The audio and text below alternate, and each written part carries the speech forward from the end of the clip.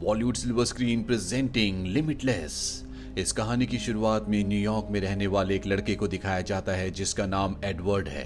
Edward एक writer बनना चाहता है, लेकिन चाहकर भी वो अपनी किताब नहीं लिख पा रहा होता। उसके अंदर मोटिवेशन की कमी होती है, उसके दिमाग में आइडियाज नहीं आ रहे होते, साथ ही वो अपने काम के लिए बहुत ज्यादा सीरियस फोकस्ड भी नहीं होता। इसी बात से उसकी गर्लफ्रेंड जिसका नाम लिंडा होता है, वो एडवर्ड से ब्रेकअप कर लेती है।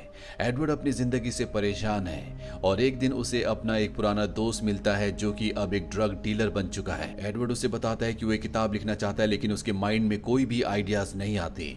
ये सुनने के बाद उसका दोस्त उसे एक ड्रग देता है और कहता है इस ड्रग को लेने के बाद तुम्हारा दिमाग बहुत तेजी से काम करेगा।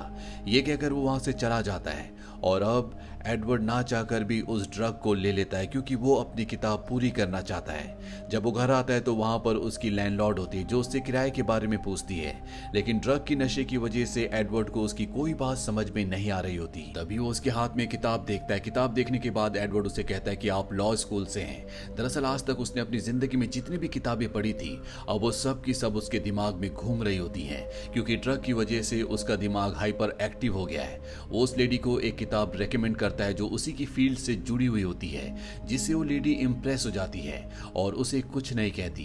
एडवर्ड अपने कमरे में आता है। उसके दिमाग के साथ उसकी फिजिकल एक्टिविटीज भी बहुत ज्यादा तेज हो गई होती है। वो अपने कमरे को जो पूरी तरह से मेस्ड अप होता है पूरी तरह से ठीक कर देता है और अब वो अपने लैपटॉप पर अपनी किताब लिखना शुरू करता है। उसके दिमाग में ज्ञान का भंडार है जो घूम रहा है। बचपन से लेकर अब तक उसने जो कुछ भी देखा होता है, जो भी एक्सपीरियंस किया होता है, वो सब कुछ उसके कॉन्शियस माइंड में होता है और वो लगातार लिखना शुरू करता है और एक ही दिन में वो अपनी किताब के 90 पेजेस लिख देता है, जो कि अपने आप में एक अनोखी बात है और ये सब कुछ उस ड्रग्स की वजह से हुआ होता है। अगली सुबह वो अपनी लिखी हुई किताब को पब्लिशर के पास ले जाता है और किताब को वहां छोड़कर घर आ जाता है। कुछ देर बाद उसे पब्लिशर का कॉल आता है और वो उसकी बहुत तारीफ करती है क्योंकि उसने बहुत ही अच्छा लिखा होता है। एडवर्ड के दिमाग में जो ड्रग्स का असर था वो पूरी तरह से खत्म हो चुका है, इसीलिए एक बार फिर से वो अपने उसी दोस्त के पास जाता है जिसने उसे वो दिया था और वो उसे कहता है कि मुझे और भी चाहिए। उसका दोस्त कहता है ठीक है, पर तुम्हें मेरे लिए एक काम करना होगा। वो एडवर्ड को एक काम बताता है। एडवर्ड उस काम को कर देता है और जब वो वापस अपने दोस्त के अपार्टमेंट में आता है तो देखता है कि किसी ने उसे मार दिया। एडवर्ड पुलिस को यहाँ पर बुलाने से पहले ड्रग्स ढूंढ लेता है और इसके बाद वो पुलिस स्टेशन जाकर सब कुछ बता देता है। पुलिस उससे कहती है कि तुम हमारे कांटेक्ट में रहना। इसके बाद एडवर्ड अपने घर आता है और एक बार फिर से वो वही गोली लेता है जिससे उसका दिमाग एक बार फिर से हाइपर एक्टिव हो जाता है। उसके दिमाग में ज्ञान का भंडार घूमना शुरू हो जाता है। वो एक्सरसाइज करता है, साथ ही यहाँ पर वो नई नई चीजें भी सीखना शुरू कर देता है। उसने अपने दोस्त के घर से जो पैसे लिए थे उसे वो शेयर मार्केट में लगाता है जिससे उसे बहुत फायदा होता है। लेकिन एडवर्ड और भी बड़ा आदमी बनना चाहता है, इसीलिए वो एक आदमी से कर्जा लेता है और उस पैसे को भी वो एक कंपनी में लगाता है जिससे उसके पैसे डबल हो जाते हैं। इसके बाद वो अपनी एक्स गर्लफ्रेंड लिंडा से मिलता है। लिंडा उसे देखकर बहुत खुश होती है क्योंकि वो हमेशा से चाहती थी कि एडवर्ड एक बड़ा आदमी, कामयाब आदमी बने, जो कि अब वो बन चुका है। लिंडा एक बार फिर से उसकी जिंदगी में शामिल होना चाहती है जिससे एडवर्ड को बहुत खुशी होती है। तभी एडवर्ड देखता है कि कोई आदमी उसका पीछा कर रहा है। इसके बाद एडवर्ड को हमें एक दूसरी जगह दिखाया जाता है जहां पर वो उसी आदमी को चारों तरफ ढूंढ रहा था जो उसका पीछा कर रहा था। लेकिन एडवर्ड को यहाँ पर एहसास होता है कि वो एक टीवी लॉन्च में है। उसे समझ नहीं आता कि वो यहाँ पर कैसे आया। अगले दिन उसकी मीटिंग एक बहुत बड़े बिजनेस टाइकून से होती है। एडवर्ड उससे मिलने के लिए जाता है। वो आदमी एडवर्ड को अपनी कंपनी की पूरी फाइल्स दिखाता है और कहता है कि मुझे मेरी कंपनी के बारे में कुछ सजेस्ट करो। एडवर्ड उसकी कंपनी के सीक्रेट्स पढ़ने के बाद उसे ऐसी ऐसी बातें बताता है जिससे वो बहुत ज्यादा इंप्रेस हो जाता है और अब एडवर्ड उसकी गाड़ी से उतर जाता है और जब वो चल रहा होता है तो उसे चक्कर आना शुरू हो जाते हैं और अगले पल वो देखता है कि वो किसी और जगह है। इसी तरह से वो अपने आप को अलग अलग जगह पर देखता है। एडवर्ड को कुछ भी समझ में नहीं आता और तभी बहुत सारे लोग उस पर हमला कर देते हैं, पर एडवर्ड के दिमाग में बहुत सारे फाइटिंग्स के सीन आना शुरू हो जाते हैं जिससे वो उन सभी लोगों के ऊपर भारी पड़ता है। और अब अगली सुबह दिखाया जाता है कि एडवर्ड अपने घर पर उठता है। आज उसकी एक बहुत बड़े बिजनेस टाइकून से मीटिंग होती है, लेकिन वो ड्रग्स नहीं लेना चाहता क्योंकि कल जो उसके साथ हुआ था वो नहीं चाहता कि एक बार फिर से उसके साथ हो। इसीलिए वो उस गोली को लिए बिना ही उस मीटिंग में पहुंच जाता है, लेकिन इस बार वो उस बिजनेसमैन के सामने कुछ भी नहीं बोल पाता और ना ही उसकी बातें उसे समझ में आती है। इसीलिए एडवर्ड मीटिंग छोड़कर निकल जाता है। बाहर आती उसकी तबीयत खराब होना शुरू हो जाती है, इसीलिए वो अपने घर वापस आ जाता है, जहाँ पर उसे ड्रग डीलर की बहन का कॉल आता है। वो उसे अपने पास मिलने के लिए बुलाती है। यहाँ पर एडवर्ड के पास ड्रग डीलर की एक डायरी भी होती है जिसमें उसके सभी कस्टमर्स का नंबर होता है, और जब वो उन सभी कस्टमर्स को कॉल करता है तो उसे पता चलता है कि उन सब की मृत्यु हो चुकी है और उसमें से कुछ कोमा में है, यानी कि जो नशा वो ले रहा है वो बहुत ही ज्यादा खतरनाक है। अब वो उस ड्रग डीलर की बहन से मिलने के लिए जाता है, जहाँ पर वो एडवर्ड को बताती है कि जो तुम ले रहे हो कभी मैं भी इसे लिया करती थी। शुरू में इसे लेने से बहुत अच्छा लगता है, लेकिन ये बहुत ही खतरनाक है। मैं इसे छोड़ चुकी हूँ और अगर तुम्हें भी अपनी जिंदगी प्यारी है तो तुम्हें भी इसे धीरे धीरे छोड़ना होगा। अब एडवर्ड वहां से चला जाता है और अब एडवर्ड के पास वो आदमी आता है जिससे एडवर्ड ने पैसे उधार लिए थे। वो एडवर्ड से अपने पैसे मांगता है। तभी एडवर्ड की जेब से उसकी ड्रग्स नीचे गिर जाती है, जिसे वो आदमी उठा लेता है और एक गोली खा लेता है, जिससे उसे बहुत अच्छा लगता है। और अब वो एडवर्ड से कहता है कि मुझे मेरे पैसे नहीं चाहिए, बल्कि मुझे ये गोलियां दे दो। एडवर्ड के पास जितनी भी गोलियां होती है वो उस आदमी को दे देता है। बदले में वो आदमी एडवर्ड को पैसे भी देता है। इसके बाद एडवर्ड घर आ जाता है, जहाँ पर वो लिंडा को, जो कि अब उसकी एक बार फिर से गर्लफ्रेंड है, सब कुछ बता देता है कि कैसे उसने सब कुछ किया और कैसे उसका दिमाग इतना तेज हुआ था। वो लिंडा को बताता है कि वो ये सब कुछ एकदम से नहीं छोड़ सकता।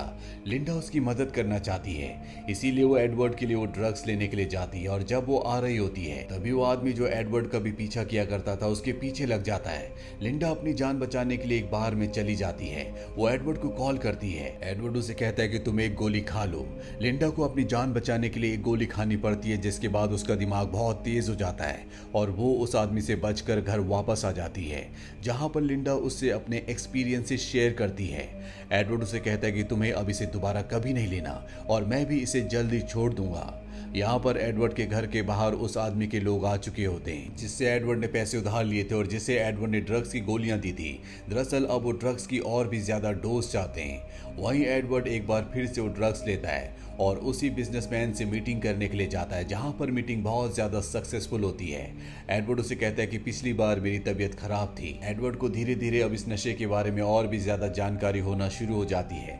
उसे पता है कि इसे लेने के बाद उसे अल्कोहल नहीं पीना, उसे पानी ज्यादा पीना है और साथ ही प्रॉपर नींद लेनी है। साथ ही वो अपने लिए 2 बॉडीगार्ड्स भी हायर कर लेता है। अब एक बार फिर से वो उसी बिजनेसमैन से मिलने जाता है, जहां वो बिजनेसमैन उसे बहुत सारे अलग अलग बिजनेसमैन से मिलाता है। यहाँ पर एक बहुत बड़ी मीटिंग होती है, जहां पर एडवर्ड सबको इम्प्रेस कर देता है, यानी कि अब वो बहुत जल्दी इन बड़े बड़े बिजनेसमैन, बिजनेस टाइकून के साथ मिलकर उन्हीं का हिस्सा बनने वाला है। एडवर्ड जब घर आता है तो देखता है कि उसका सारा सामान बिखरा हुआ है, यानी कि उसकी घर की किसी ने तलाशी ली है। एडवर्ड अब एक दूसरे घर में शिफ्ट हो जाता है, जहां का सिक्योरिटी सिस्टम बहुत ज्यादा स्ट्रांग होता है। इस कहानी की शुरुआत में जिस ड्रग डीलर का मर्डर हुआ था, उसके मर्डर के सिलसिले में एडवर्ड के पास पुलिस वाला आता है। दरअसल पुलिस को अब एडवर्ड पर शक है। एडवर्ड अपने लिए एक बहुत बड़ा लॉयर हायर करता है, जो उसे सारे चार्जेस से, सारे इल्जामों से पूरी तरह से फ्री करवा देता है। अब यहाँ पर एडी एक बार फिर से फाइनल मीटिंग के लिए जाता है, जो उसकी बड़े बड़े बिजनेस टाइकून के साथ होती है। लेकिन यहाँ पर जो सबसे सीनियर बिजनेसमैन होता है, जिसकी पिछली बार मीटिंग में थोड़ी तबीयत भी खराब थी, वो यहाँ पर नहीं आता, बल्कि उसकी वाइफ आती है। उसकी वाइफ बताती है कि मेरे हस्बैंड की तबीयत ठीक नहीं है, जब तक वो ठीक नहीं हो जाते तब तक हम फाइनल डील नहीं करेंगे। यहाँ पर इन सबको पता चलता है कि वो फिलहाल कोमा में चला गया है। अब जब वो लेडी अपनी गाड़ी में जा रही होती है, वो एडवर्ड देखता है कि उसके साथ वही आदमी होता है जो हमेशा उसका पीछा किया करता था। दरअसल ये उस बिजनेसमैन का ड्राइवर होता है। एडवर्ड उसे देखकर पूरी तरह से हैरान हो जाता है। अब वो अपने बिजनेस पार्टनर से मिलता है। दोनों के दोनों परेशान होते हैं, क्योंकि जब तक वो बड़ा बिजनेस टाइकून होश में कोमा से वापस नहीं आता, तब तक इनकी डील फाइनल नहीं हो सकती। एडवर्ड एक बार फिर से पिल्स लेने के लिए वॉशरूम में जाता है, लेकिन वो देखता है कि उसके पास एक भी पिल्स नहीं होती। दरअसल उसकी पिल्स किसी ने चोरी कर ली, और ये चोरी की होती है उसके वकील ने, जिसने उसे केस से बाहर निकाला है। अब एडवर्ड अपने घर जाता है, जहां पर टीवी में न्यूज देखते हुए उसे पता चलता है कि उसके वकील ने उसे धोखा दिया है। साथ ही एडवर्ड के फ्लैट में वो आदमी भी अपने लोगों के साथ आ चुका होता है, जिससे एडवर्ड ने कभी पैसे उधार लिए थे, लेकिन अब उसे अपने पैसे नहीं बल्कि उसे पिल्स चाहिए। एडवर्ड इनका सामना नहीं कर सकता, क्योंकि उसके पास पिल्स नहीं है। अगर उसके पास एक भी पिल्स होती तो वो उसे खाकर इनका सामना कर सकता था। और तभी उसे याद आता है कि उसने एक बॉक्स के अंदर एक पिल्स को रखा था। वो उस बॉक्स को ढूंढ लेता है है, पर इससे पहले कि वो उसे खा पाता यहाँ पर वो आदमी आ जाता है। एडवर्ड के हाथ से वो पिल छूट जाती है जिसे वो आदमी उठा लेता है और एडवर्ड को बताता है कि अगर इसे बॉडी में इंजेक्ट किया जाए तो नशा और भी लंबा रहता है, जिसका असर बहुत अच्छा होता है और कोई साइड इफेक्ट नहीं होता। और इसके बाद वो उसे अपनी बॉडी में इंजेक्ट कर देता है। अब उसका दिमाग हाइपर एक्टिव हो चुका है, लेकिन इससे पहले कि वो कोई एक्शन लेता, एडवर्ड उसे मार देता है और उसके रक्त को, उसके ब्लड को चाट लेता है, जिससे उसका दिमाग एक बार फिर से एक्टिव हो जाता है, क्योंकि ब्लड से उसकी बॉडी के अंदर एक बार फिर से पिल्स का नशा जा चुका होता है और उसका दिमाग हाइपर एक्टिव हो चुका होता है, जिससे वो यहाँ पर सभी को मारकर इस जगह से निकल जाता है। इसके बाद वो उसी ड्राइवर से मिलने जाता है जो बार बार उसका पीछा किया करता था। वो एडवर्ड को बताता है कि मेरे बॉस जो कि कोमा में थे अब इस दुनिया में नहीं रहे, उनकी मृत्यु हो चुकी है। जो पिल्स तुम लिया करते थे वही पिल्स वो भी लेते थे, लेकिन अब उनके पास पिल्स नहीं बची थी, इसीलिए वो कोमा में चले गए। एडवर्ड उसे कहता है कि वकील तुम्हारे बॉस के लिए काम करता था, उसने मुझसे पिल्स चुराई थी, तो तुम्हारे बॉस को क्यों नहीं दी। दरअसल वकील ने उसके बॉस को धोखा दिया होता है और अब एडवर्ड और ये ड्राइवर दोनों के दोनों उस वकील के घर पहुंच जाते हैं, जहां पर ड्राइवर उस वकील को बांध देता है और एडवर्ड उसके घर से सभी पिल्स को हासिल कर लेता है। यहाँ से कहानी 1 साल आगे जाती है, जहां पर दिखाया जाता है कि एडवर्ड की बुक अब पब्लिश होकर बहुत ज्यादा फेमस हो चुकी है।